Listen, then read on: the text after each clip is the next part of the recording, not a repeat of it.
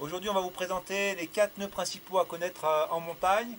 2 nœuds d'encordement, le nœud de 8 et le nœud de chaise. 2 nœuds d'évolution et de sécurisation, demi-cabestan et cabestan. Et à la fin, on vous montrera une technique originale pour faire son 8 à une main, 8 lassos. Et le cabestan et demi-cabestan à une main. Pour le nœud de 8, on choisira une longueur de corde allant du bout de bras à l'épaule opposée. On fera une boucle, une tête de bonhomme, avec une petite écharpe.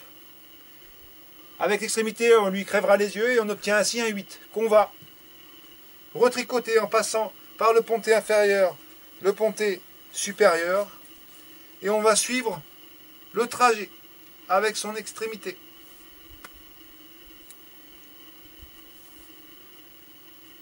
Et enfin, on vérifiera bien qu'il reste assez de réserve de corde et on serrera brin par brin pour que le nœud soit bon. L'avantage du nœud de 8, c'est qu'il est facilement vérifiable. Ça fait bien un 8.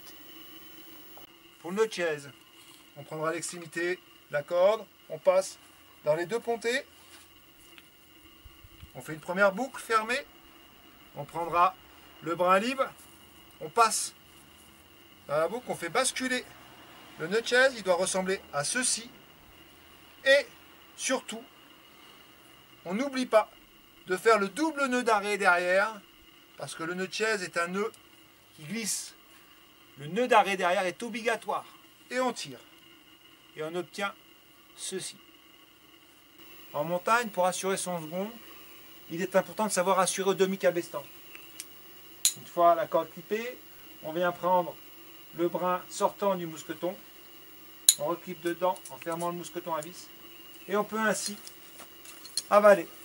Attention, on ne lâche jamais le brin mou. Le demi-cabestan étant un nœud frein et non bloqueur. Pour se sécuriser au relais, on utilise le cabestan.